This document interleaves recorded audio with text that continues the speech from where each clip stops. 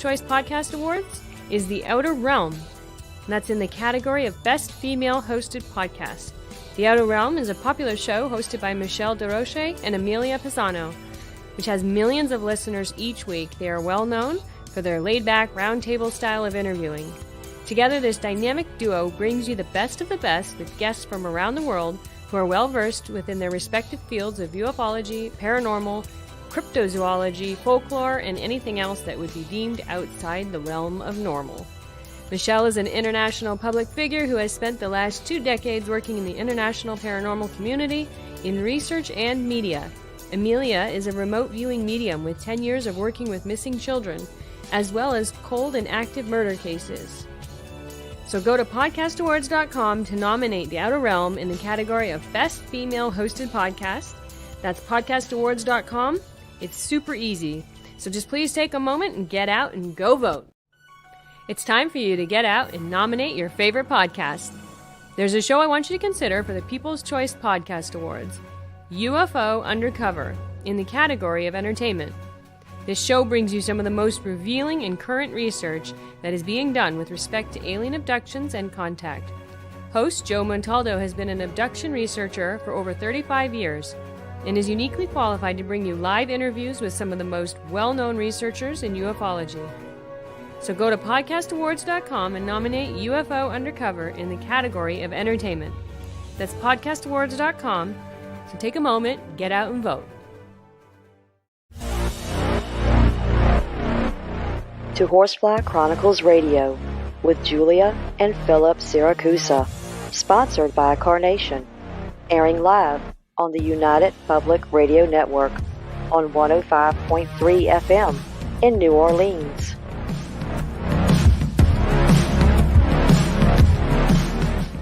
This show's entrance has been edited, produced, and directed by Gwen Clapper from Perfect Trust Productions, LLC. You can find us at perfecttrustproductions.com.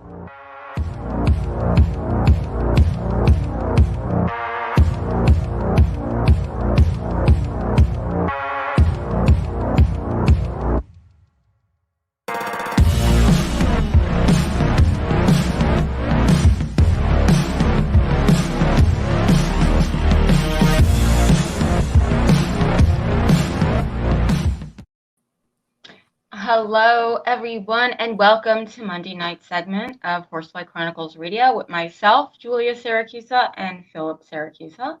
We're broadcasting live from the International Public Radio and the United Paranormal Radio Network on 105.3 FM from New Orleans. This evening's show is fully sponsored by Carnation, so we want to thank them for their sponsorship. You have to do a few things in order to participate. Go on over to the YouTube channel, UFO Paranormal Radio or International Public Radio. You can also go into all of the Facebook stations, UFO Paranormal Radio Network, UFO Undercover with Joe Montaldo, News on the Flip Side, also Twitch, SoundCloud, and Podbeam. And you can go over to our Facebook station, Horsefly Chronicles Radio. And if you have any questions for tonight's guest, please ask. So tonight, guys, we want to welcome back to the show Miss Sophia Temperilli. We're always so excited to talk to her. She's a 23-year-old radio host and a paranormal investigator. She started investigating the paranormal at the age of 12 and then started her own show, The Ghost Host, on liveparanormal.com, interviewing some of the most renowned people in the field of paranormal. So please, let's welcome her to the show. Welcome. Yay! Hey, thank you guys so much for having me back on. Awesome. It's always a blast. Definitely. Especially when we're talking about paranormal. Hey, really quick, for the people that didn't catch you last time, can you just give them a quick how you got started and what age was your first experience? Yeah, for sure. So I would love to pinpoint exactly what age my first experience was, but honestly, I think I had paranormal experiences from before I can even remember. I did start investigating in the paranormal when I was 8 years old aboard the RMS Queen Mary in Long Beach, California. My parents, they just always have been kind of eccentric couple, I guess. And so they for their 10-year wedding anniversary, decided they wanted to take a ghost tour aboard the Queen Mary, and they took it with a psychic named Peter James, who they used to watch when they were dating on a show called Sightings. And for some reason, I just got really jealous, and I was like, why am I not going? I don't understand. And so they contacted Peter, said, is it okay for Sophia to actually come investigate on one of your tours? And he said, yes. There are over 500 ghosts on the ship. All of them are my friends. And so they took me on what would be Peter's final tour. And I fell in love with the field, became an investigator that day. And about a year after that, we realized our house was actually haunted. And that's where I kind of come to not knowing when my first experience was. It could have been, what I saw on the ship the very first night I investigated, or it could be what I experienced at the house, because I was stalked by a ghost in my former residence. But before we actually realized it was haunted, my mom said when I was a toddler, I would stand with my back against the garage door, just staring off, and I wouldn't move. I would be frozen until her hand would come up and touch me, and then I would leave that spot. So we think, looking back, that I was having paranormal experiences and seeing something in our old home at that point in time, but I have no memory of that ever happening. So it's a little hard to say how far back it That's goes. interesting. Who was stalking you? What kind of ghost? Yeah, so we don't know who it was exactly. We know that it was based on, from what I saw and what other psychics who came over got from the house, it was a man. He was only focused on women. So you, Philip, if you went to the house, you would never know it was haunted. Julia would probably experience something. My dad didn't believe me when I first said it was haunted. I mean, he had lived in there as a child, and there had been no experiences, none that we knew of. And when things started happening, it was still focused solely on women. My mom felt like she was being watched, but never my father. So we think it was a man in his early 20s, but the history of the house is a little fuzzy. So who he was or what he wanted is really just up for debate. So at what point did he go away, or he didn't? No, he didn't. We moved out. Okay, you moved out. And he didn't. Obviously, he didn't follow you. No, I'm very fortunate of that. I think if I was older, like the age I am now living there, I do think that he may follow me. Like if someone said, I'll give you like $3 million to go back in that old house, I would never, I don't care how much money you offer me, I will never go back in there, because, it leaves trauma and scars. And I worry that if I walked back in there, that I would be followed now that I'm older. Because he had some obsession with me as a child, and now that I'm an adult female, that I don't want to know, what would happen. That's interesting. How far away did you move from that house? Not super far. We're like 15 minutes, I think. It's not super far. Do you ever go by the house, just accidentally because you're so close? Or no, it's like a wrong turn, or you just don't? No, it's kind of out of the way. I mean, you would specifically have to go there because it's more of like, it's by the beach, and there's main roads there. So if you were going by it, you would kind of have to take a side street. I have been by it, just going from restaurants with my grandma. But it's not, it's not something you kind of have to go out of your way, unless you're, my grandma who decides to take side streets. I think it's very interesting. I know you would never go back there, and I don't blame you. But it seems like, is it possible that the same spirit that haunted you is still there? And if it is there, then it's stuck at that location, right? Yeah. That it never moved on. Mm-hmm. And then who's its next victim? Yeah. The new family, the new female. And she said it only goes after the female. And I've heard that before. And that's also very interesting too, how that works, right? Well, I can relate to that. I mean, it's true. Well, I think specifically in the neighborhood I lived in too, we had a lot of same-sex couples. So if there was, two guys that lived there, or a single man, then, there would be no activity. They would never know. I mean, I assume that the ghost would still follow the pattern of women only. So if you had a situation like that, people could live there their entire lives and just never know it's haunted. My dad did live there as a child, and then coming back as a grown adult to live there, had no idea it was haunted for probably a collective of almost 20 years. Wow. Wow. Very interesting. And today, all these years later, you have your own show. You are an investigator, right? Yeah. Do you fear anything in the paranormal, or do you take it with a grain of salt and just do what you have to do? I mean, yeah, I don't want like attachments or to be followed home.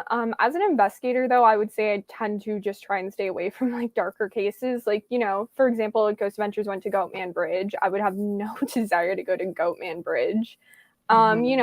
I just like investigating, checking out like really cool, interesting places, and also being able to communicate with friendly spirits that don't want to stalk me. But yeah, so I mean, there's always a fear of, what if you meet another ghost like the one I lived with? But I think, he's done enough damage that I don't see. So you said darker cases you wouldn't go to. And you just rather deal with the friendly spirits. And then the big question is, how do you know what you're walking into, right?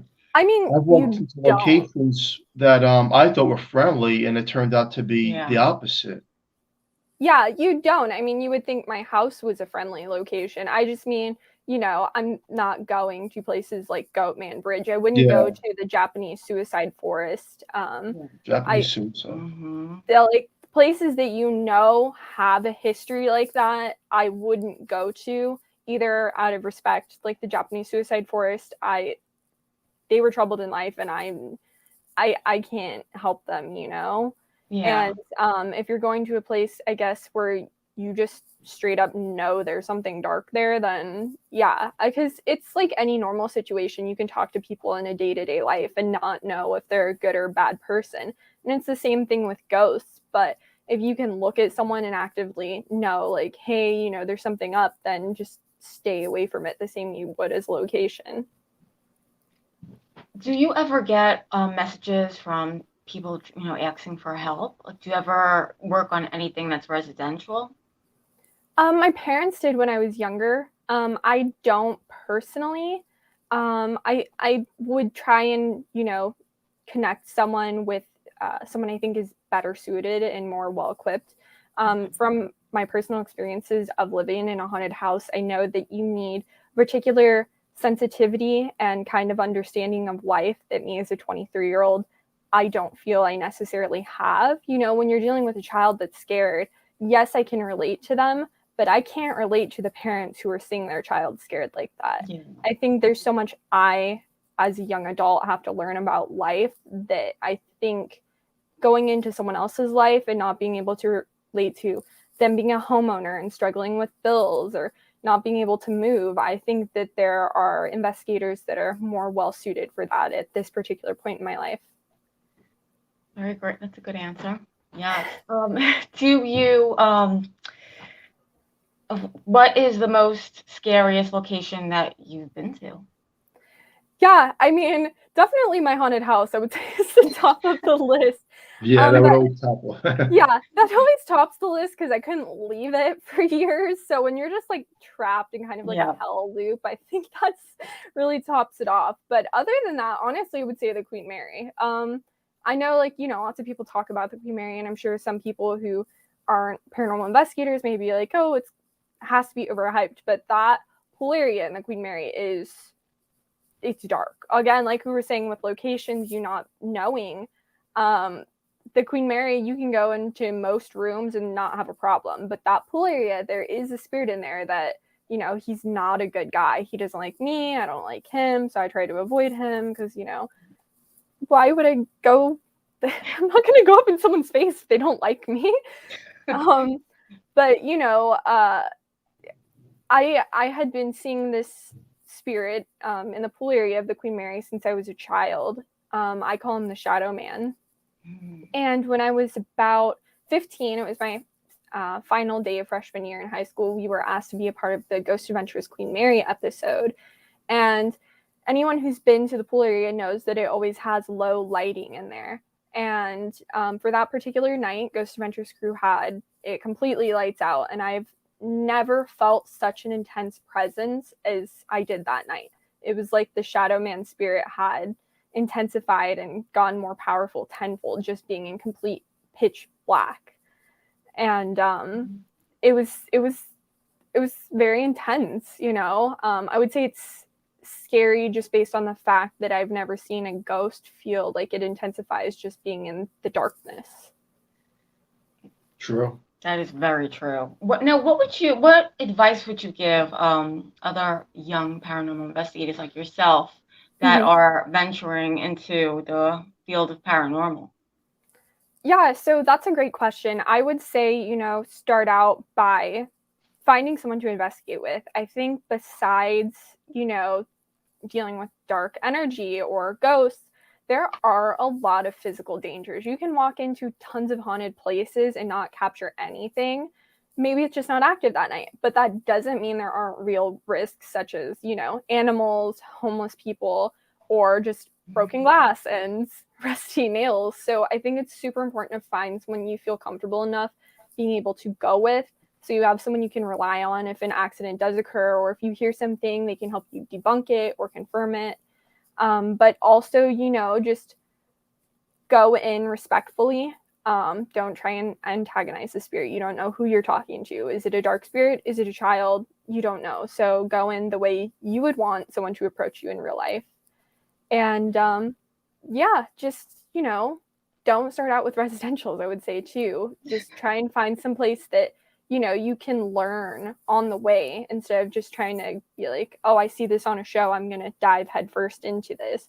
You know, take it slowly, learn as you go. It's not an exact science, and everything is up for interpretation a little bit. You know, the equipment, ways to use it. So just kind of take it slowly, learn, and find someone that you trust enough to investigate with. And I would also add to that, from my own experience, be careful with the Ouija board. Yeah. Because I got to be honest, Yeah. that's what opened up the door to me and my friends in the 80s when we were teenagers. So you don't know. You just don't know. Wrong place, wrong time, and then all of a sudden everyone has an attachment and it's not good. And, you know, no one believes it up until things start to unfold and manifest in the physical realm. That is not good. And, you know, it's just, you don't know what you're talking to. And I think too, the problem is that there's so many young kids that just don't understand. Why do they sell Ouija boards in stores? I've always wondered why. I mean, what? It doesn't make any sense. It doesn't. And again, it's not just the Ouija board, but I honestly but it is. don't think in my eyes, it's not just the Ouija board, but it is, because there is the intent, right? You buy the thing, they knew that. You want to play it, and all of a sudden, if you have enough intent like I had to communicate, you don't know what's coming through, you know, and that could be an attachment for life. And I've seen tragedies happen. I think that they really did not understand what they were doing when they made that board. I mean, think about it. Well, it's a moneymaker, that's for sure. I mean, they're looking at that end. Hey, another thing is, have you noticed? So we live out in Eastern Pennsylvania, and I have to say this: about a month or two ago, at 9:30, it is not getting dark out for some strange reason. And then I'm watching other people's comments around the world, and certain areas are not getting dark. And then I'm looking at this whole CERN thing that the government's working on, you know. And then I say to myself, as a paranormal investigator like yourself, we know that the supernatural exists. We know the government's not that dumb, okay? And we know CERN, who even knows what they're really working on? What's your thoughts on that? Do you think they know things that we don't know? Yeah, I mean, I think that they have to an extent. You know, there's lots of speculation over Roswell and the events that happened at places like that, or the Battle of LA at Fort MacArthur. I mean, I think there's things that they have to know about why they would hide it from the public. I don't know, mass hysteria, not having enough information to actually tell someone something substantially. It's hard to say, you know. I do think that they know more. Why wouldn't they not want to? I mean, you know, if you can it's like Stranger Things, you know, the Russians saw an opportunity to use the supernatural to try and make it something that they could use against their enemies. And I think lots of nations would love that. So I think whether it was something like that, which I'm sure they looked at back in the 1940s, if Roswell was in fact what people believe Roswell was. So they have to have more information, I'm sure. Yeah, I would agree. The sky was a weird color. It had a red tint to it at 9:30 at night. Very So it was strange. so odd, and I was looking it up, and other people around the world were seeing the same thing. Certain states, the sky was just very weird at the time they set this thing off. Very interesting, you know? I don't And who know. even knows what's coming through? Oh God, I Right. don't know. We just never know what's coming next. I just hope it's winter. I hate summer. So, what do you like to use for validation on paranormal investigating? Yeah, I mean, I think equipment, since I am Gen Z, I love technology. That's like a big thing for me. If as a personal investigator, I would say, and I know, you know, some people don't believe it, Ghost Radar app has actually worked for me.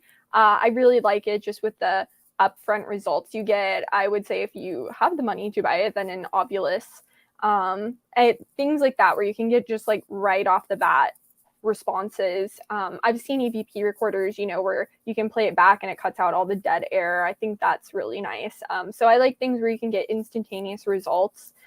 So you can actually communicate in the moment instead of, you know, having to wait 2 weeks going through evidence and being like, oh my God, I could have responded then and now I can't. Like the old DVR system, that was like, so lengthy and boring to rewatch the whole thing of 12 hours, and now they made things short and simple, which I like, and very you easy. get the classic EVP and communicate with the other side. Do you think that there's spirits just about everywhere, or certain locations have more attraction to them? Yeah, I think some locations have probably more attraction to them. You know, take something like the Queen Mary, for example. Not only did people perish on it because it was used in the war, you could have residual spirits there, spirits that still feel like they're trapped in the war, but it also was a luxury liner. So people who, you know, had their best memories, maybe a honeymoon or something, and just feel like that's was their happiest moment in their life and want to go back to the ship. I think something like that has spirits drawn to it for many different reasons. So I think that can happen, but it just really depends on the spirit itself and, you know, what specific memories attach it to that location. So here's a question. There's so many big questions and skepticism in the paranormal world. Now, I know, you know, my wife knows it's real. These things do exist, right? And here comes the question. Well, we know, like the Queen Mary, you're going to go there, and then there could be names of people you speak to, right? And we would believe those are the people. Well, now let's just flip things around a little bit, and let's just say I sent you out to the Amazon jungle to communicate with some of the tribes that used to be there. Do you think you would get a response, or do you think you only get a response of something that you might have knowledge and be aware of? I think you could get responses from tribes because mainly the tribes wouldn't want you there, deceased or alive. You know, you're foreigners. Why would they don't want people? They don't know your intent. So I think you could get responses like that. Would you maybe understand them if they were in a different language? No. But I think that anywhere you go, if a spirit is willing to speak with you, you will get a response. But it's, you know, it is all up to that spirit. Like I said, in my old house, if a guy went and tried to talk to it, you're not going to hear anything. And it's, you know, it's really just up to the ghosts themselves. You can go to the most active location in the world, but you go there one night and nothing happens. You know, talking to people can be a lot in general. And I think when you're a ghost and have people coming in day after day and asking you the same questions or interrogating you, you know, sometimes you just don't want to communicate. And I think that's really just what it comes down to, is how the spirit's feeling in that moment. You know, and another question I raised to a lot of investigators, including myself, I don't have the answer. Is it only humans that respond that have crossed over, or are other things that were once alive also able to respond to our questions or movement. Caveman, for example, things to that nature where, are the possibilities endless, or are we scoping the possibilities of what we want to perceive, to believe? I think it's, probably a little bit of both. I mean, when you're going with, anything that passed on, people do get recordings of ghost dogs and animals of that nature. And I think, like you said, if a dog's friendly in life, then they're going to want to talk to anyone they can talk to. That's just how dogs are. And when it comes to other beings, people, I think, to a certain extent, just humans, can only comprehend as much as their brains are willing to.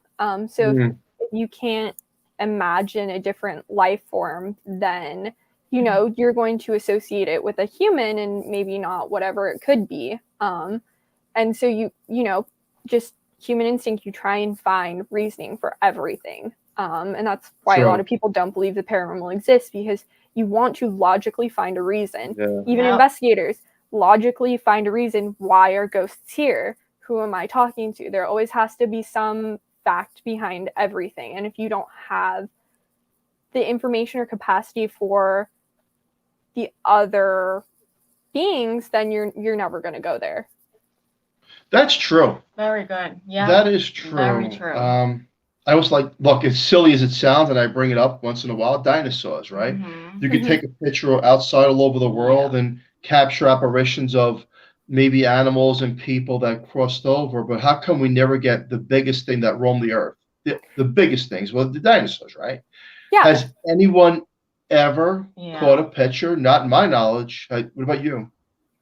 No, I actually have a theory for that, though. My whole theory on the afterlife is based on the thought of why you don't take dinosaurs aside. You really don't hear anything from the 1200s, the 1100s. I mean, if you go over to castles, maybe, but is it residual or is it intelligent? I don't think I have huge facts on that. I haven't gone myself, and I haven't heard anyone distinctively say, but you don't typically get responses like that from older, deceased humans. And I think, I went to Catholic school up until 8th grade. And when I was in my 8th grade religion class, we were talking about purgatory.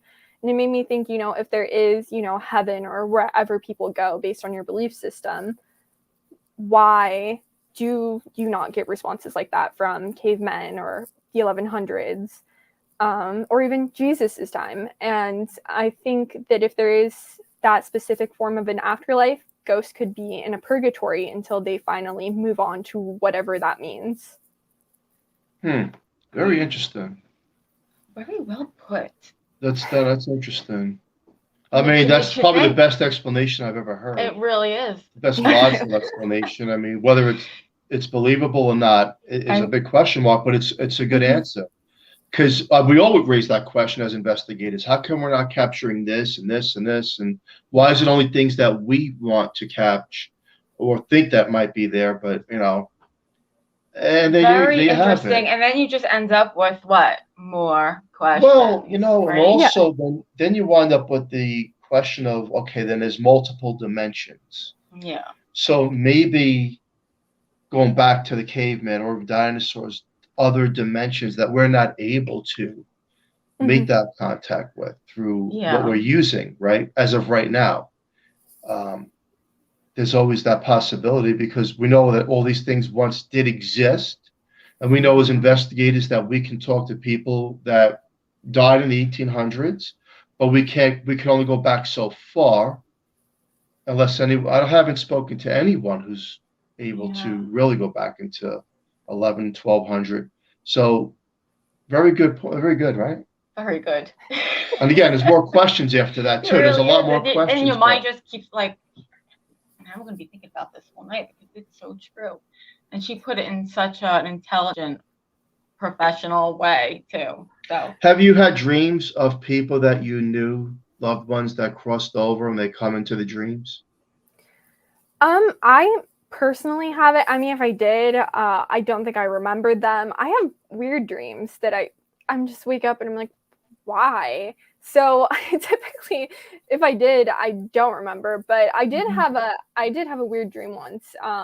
That was, so I was probably like 8 or 9 years old, and I thought it was awesome when it happened. I was in a hotel. It wasn't abandoned or anything. It just looked like a normal hotel. It had like a turtle pond, everything, but I was the only one in it. I was the only one there, and I was like, this is cool. I get to go explore just like a building all by myself, and it's not dilapidated. It's just fun. It's like being in a GTA lobby all by yourself. You get to do whatever you want.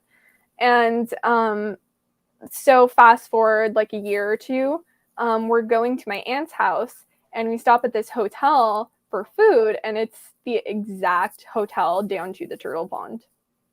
Oh, Look at that. That's crazy. They have really good crab cakes there, so I think it was my subconscious telling me that I just need to find food. That's like the only thing I'm useful for, is apparently finding food places in my dreams. That's so funny. What keeps... Go ahead, you want to go? Do you think that the spirits listen to paranormal shows because they're being talked about? It's hard to say. If it's being played at the location they're at, then yeah, like, if you're a ghost, maybe at Waverly Hills, depending on, if you feel trapped in a loop or if you're an intelligent haunting. I mean, if I was a ghost and someone was talking to me on a show, I'd be kind of interested. I'd be like, well, what do they say about me? Like, you're dead, but that doesn't mean your curiosity is gone. So I think it is possible, depending on where it's being played. If it's at that location. But I think it would also be an interesting experiment, if you went to Waverly Hills, played, whatever TV show they're on, and see if you capture responses while that particular ghost is being talked about. Yes, that definitely would be a very interesting experiment. Remember that. Yeah, that would be. That would be. And then I guess the question I was going to ask you is, what keeps you going in the paranormal world? What's your ambitions? Like, what keeps you going? For me, I mean, I just think there's so many amazing locations that I've yet to go to. And, I really think when I started in the paranormal, it wasn't so talked about. I went to Catholic school and people were just like, oh, whatever, that's weird. They thought it was weird in general, so it didn't really matter. But like when I got to high school, things were more accepted, and the same girls that were like, that's weird, that's stupid, that's not real, I don't know why you do that. We go on a tour for the Art Deco part of my art class. We go to the Queen Mary, and they're doing a scavenger hunt. They're like, Sophia, be on my team. And I'm like, oh, okay. So, I mean, and we didn't win, because I know a lot about the Queen Mary, but I don't know like when its bell was put in or something. Like, I think that was one of the questions. Like, I have no idea. But I took them on an impromptu ghost hunt, and they were so interested by that. And I think, just being able to take the taboo out of the field has come so far, just with shows like Ghost Hunters, Ghost Adventures, Destination Fear, Kindred Spirits. You have so many examples on TV, and I think it's really important. So people who do have an interest don't feel, like they're a pariah or something, or someone who lives in a haunted house, even if it is debunkable and someone can go in there and be like, here's what's wrong. They don't feel like they can't ask, like everything is wrong with them and they just need to keep it a secret and live in this fear. Whether it can be explained or not, no one should have to go through that. And I think allowing the world to become more open is, such a big goal of mine, just so people feel accepted in their interests, in their questioning and everything like that. And just the exploration of it too, to see all these amazing places, because so many old places like Dracula's castle, you don't see it every day. Now, they're typically haunted, and that's always a bonus because you get to go there, talk to the spirits, and see it. But I think so many of these locations have so much architectural background and so much, historical significance that it makes it worthwhile too, just being able to see all of that first person. Yeah. Dracula's castle. I'd like to go there. Yeah, right? Sounds awesome. Well, I'm really happy that in today's age that the paranormal is just much more accepting. And I'm happy for all the young kids, young people like yourself too, that are, even younger coming, into the paranormal, and it's a lot easier for them than it was, well, especially when we were young. I mean, Yeah, I mean the '60s, the '70s, it wasn't even heard of. I think Sightings was one of the originals. Yeah. It makes me happy Sightings that was a good show. the young kids are And now able today there's so many of them, to, which is good because more people are open. exactly. Yep. And then Zach Baggins, right, with Ghost Adventures. He's been to a lot of locations he brought on television. There's just so many. There's so much knowledge out there. Yeah, and it's more open now to people, and you're not considered to be like a real crazy person, Yeah. depending on who you're talking to. But it's getting better.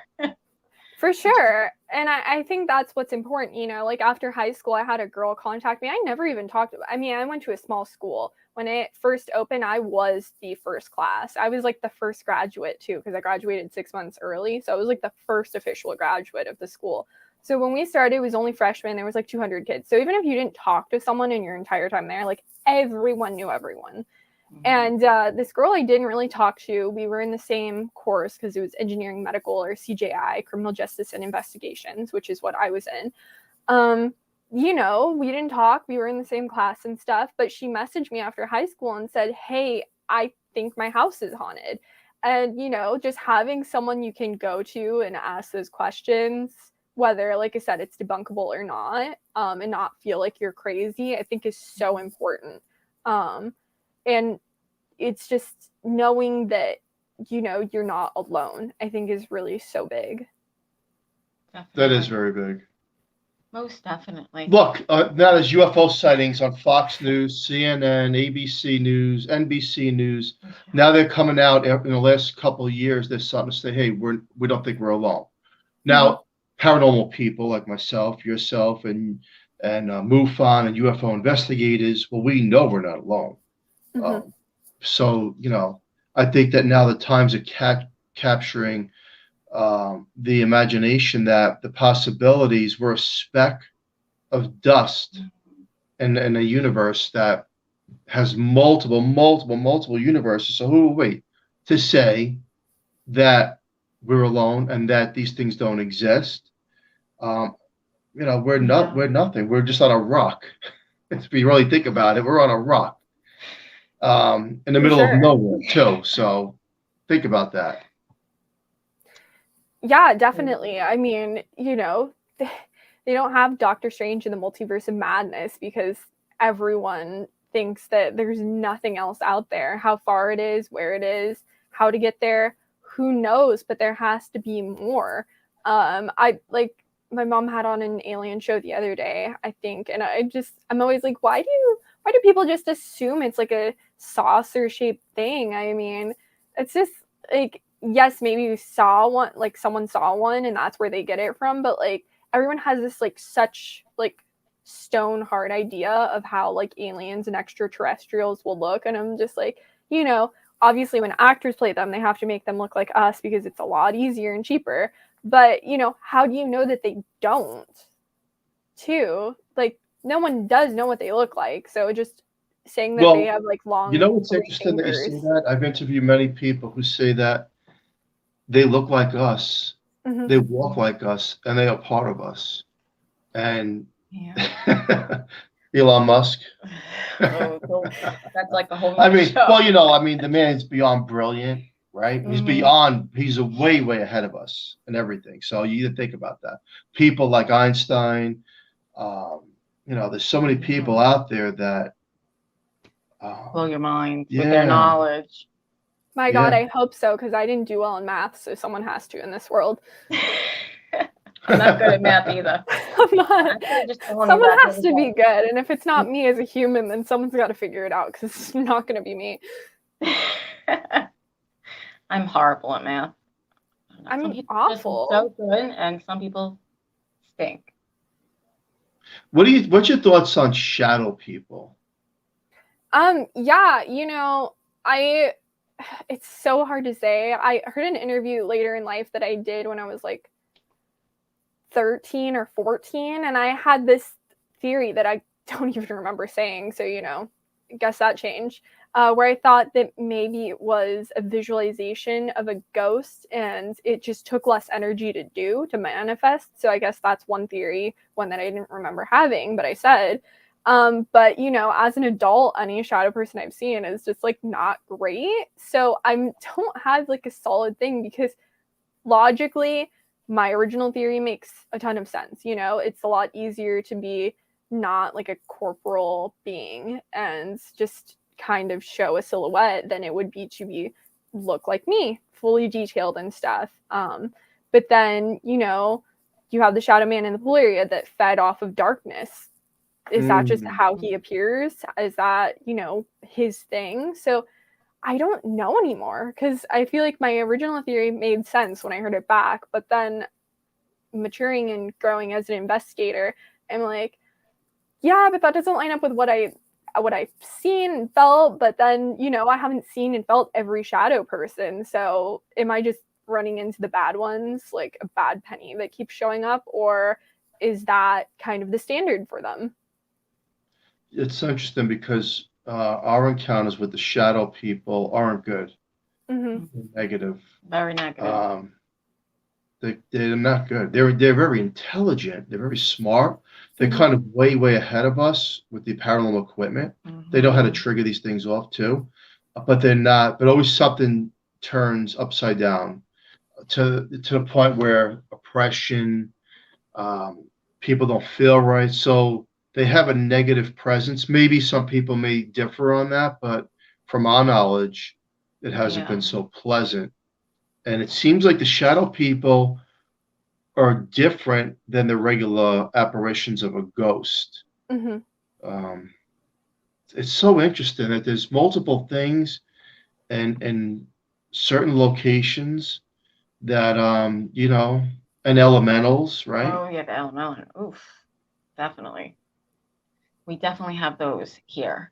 Elementals and shapeshifters and skinwalkers, and boy, you can go on and on about these things. But that's what keeps the paranormal fascinating, right? That's what keeps this whole thing interesting. That's why we do what we do. We like to interview people like yourself who are intelligent on the topic. You've been around a while now. Your family has an interest in it.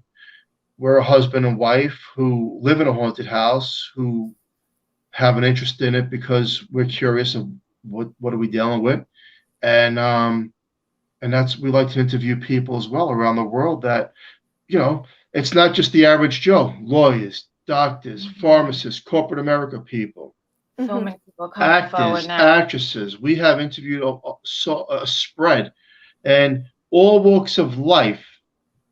People come forward and say it's real. These things do exist. It's not just back years ago, like in the 80s and the 70s. Oh, that person, they're crazy. They don't know what they're talking about. They're just looking for attention. It's very interesting how and now it's open. The whole topic has opened up. So many people are coming forward. Now. And it's mind blowing to watch that. It really is. Yeah. So what's on your bucket list, Sophia? Like places you want to investigate in the future? Well, Dracula's Castle is one of them. I would love to go to like the Roosevelt Hotel. I'm fascinated by like the old Hollywood side of things. I think, it was such a glamorous time with so many dark secrets. And I think that, I think that was a time that leaves an imprint like nothing else. Hollywood Boulevard is not the Hollywood Boulevard of like the 30s and the 40s. And I just think it would really be amazing to connect with those people. The actors and actresses were so boisterous, but they also had, so many demons from the studios just controlling them. And I think it's really just fascinating. It's a time period that will never come again and was short-lived in the whole scope of time. I would love to go to Alcatraz. My parents got to spend the night there. Still bitter. I didn't get to go. Hurts me deeply. Love you. I would love to go to Alcatraz. It looks so cool. I play video games. So Mob of the Dead, Call of Duty Black Ops. I don't know if they look the same as Alcatraz. I'll never know because I haven't gone. But yeah, I want to go to Alcatraz. It's just like places that you don't see every day, like a giant floating prison out in the middle of the water, amazes me. I think it's so fascinating. And I just really want to go to places like that, you know, Dracula's castle, just anything that's just kind of out of the ordinary. You would have been a really good detective. So outside the paranormal, what is it that you do? Like, what do you do outside the paranormal? I mean, honestly, my life's pretty much just the paranormal. You know, I do my radio show, and that's really my main thing. Other than that, I just help my grandma with her house. I'm really good at decorating houses. I just couldn't do it for a living. There's no way I could do it for a living. And you know, just hang out with friends and play video games. But honestly, the paranormal really is my life. It's what I want to do for the rest of my life. And I really love being able to connect with people. Like I said, go to these amazing locations you don't see just going, you know, one street over, depending where you live, because some people do have really cool stuff one street over, just not where I live. So it's really just my whole life. From a child, I always had an interest in living in a haunted house, really just cemented it, because, you know, even if I left the paranormal today, the trauma and scars from those 2 years of realizing my house was active will be with me forever. Oh yeah. Oh yeah, Well, that's part of you. Once you're in it, you're in it for Yeah, life. I definitely agree with that. Wouldn't it be fascinating to contact Marilyn Monroe or Elvis Definitely. Presley, Michael Oh God, I Jackson? wish. Like, go to some of the locations they've been to. There was a thing For real recently. though, like for Well, yeah, real, there was a not thing like, that actually one celebrity said that he sees Elvis's yeah, ghost that's what I mean. in Vegas, Like, is that where true? Elvis Like, played, and that would be amazing, right? Getting to talk to a celebrity. Absolutely. And I think, you know, I personally would love to go even deeper than that. You know, the celebrities from back in the 1800s and stuff, the time period when really people, you know, came up with all these ghost stories and stuff, but couldn't say what they really felt in real life. And I think, you know, there's so much in history, like the paranormal, that wasn't widely accepted. I mean, Victorian people were generally really creepy, I mean, the portraits with the dead family members, the art made out of hair, it's very weird. Oh yeah. Gross. I would never have hair portraits in my house. It's very gross. I know, yeah, those are really creepy. I know what you're talking about. Yeah, Have some creepy photos out there. Yeah, I think people from that time period specifically are so fascinating, just with the history. And, you know, there's so many, specifically in America, Victorian homes still around, whether they were owned by a famous person, a writer or something, or, you know, just an average everyday person. And I think those get overlooked a lot of times. And I would really love to go explore that as well. Who do we speak to that's Al Capone? They were at one of the locations. The Valentine's Day Massacre. We spoke to someone about that. Yeah, I can't put And my finger on that. They said they communicated with those spirits. Yeah, no, it's definitely it's interesting, especially what you're talking about. Who wouldn't Right? love to dig deep into that? Have you ever been to the Winchester? No, I haven't. You know, California, even though it's in the same state as me, I've driven past it. It's like 7 or 8 hours away from me. And I was on a college road trip, so we didn't stop. But I would love to go there. I mean, I'd probably fall out of a window knowing my track history with being clumsy. I'd be the one person that finds like the room that was undiscovered that just like falls off of the 3rd story or whatever. But I would love to go to a place like that. I think it's interesting. I would definitely get lost in like a closet or something. But that's the fun of it, you know? You just got to figure it out as you go. And I think, like I said, places that are just super abnormal like that, I'm super drawn to. Do you feel like you're an old soul? Yep. Yeah, I mean, definitely. I love like old movies and stuff. My mom, she had me later in life, when she was 38. So all the movies she grew up on as a child, she showed me as an adult. So like I love Doris Day. I think her movies are really great. Glass Bottom Boat. Some Like It Hot's a really good movie. I just love stuff like that. The Tall Man. So I definitely think I am, just based on the fact I would much rather watch like an old movie like that. it happened one night than, just go watch a lot of things in theaters. Like, I love Marvel, but I also don't like movie theaters. So I'd rather just sit at home, watch TCM. I'm with you on that one. Most paranormal investigators I speak to, I ask them that question. Do Mhm. you feel like you're an old soul? And most of them, not all of them, but most of them say yes. And it's interesting how Well, she we're in definitely oh, is. most definitely, that we're into the field and we felt like we've had Yeah. multiple lifetimes before, Yeah. Very, very true. Let's talk Yeah. about your radio show. Yes. You have Yes. interviewed some amazing people, and how, for our listeners that may not know where they can watch your show, tell us a little bit about it. Yeah, so I started my radio show when I was 12 years old. Basically, Wow. after living in a haunted house, I just felt like, I can't be the only kid going through this. And, you can talk to parents, adults, but it's not the same as having someone your own age you can relate to. So I begged my parents for a radio show. The site founder of liveparanormal.com had been asking my dad to have a show. He's like, no, I don't want to write questions of book guests. And then, your 12-year-old kid asks you and you end up doing it anyways. So he told Rob, like, I don't want a show, but my 12-year-old daughter does. And he's like, sure, yeah, we can try it. And here I am 11 years later. I forgot, it's been so long. I didn't really meet any kids my own age, but I got to interview so many amazing people in the field like yourselves. And you can find it on liveparanormal.com, Spreaker, iHeartRadio, iTunes podcasts. Listen to it live every Saturday from 12 to 1 p.m. Pacific Standard Time, 3 to 4 p.m. Eastern Standard Time, 8 p.m. GMT. I think that's right. British always get me on that one, I'm going to be honest. Gets confusing. Where can people find you if they want to find you, like Facebook and things to that nature? Yeah, so you can find out all of our upcoming guests, like the ghost host Sophia Temperilli like page on Facebook. You can also find me there, Sophia Temperilli, Twitter at Ghost Host Show, at Sophia Temperilli with 1 L because my name's too long. Instagram at Sophia Temperilli. And I'm pretty much on anything. I'm just, like you said, an old soul. I'm not great at technology.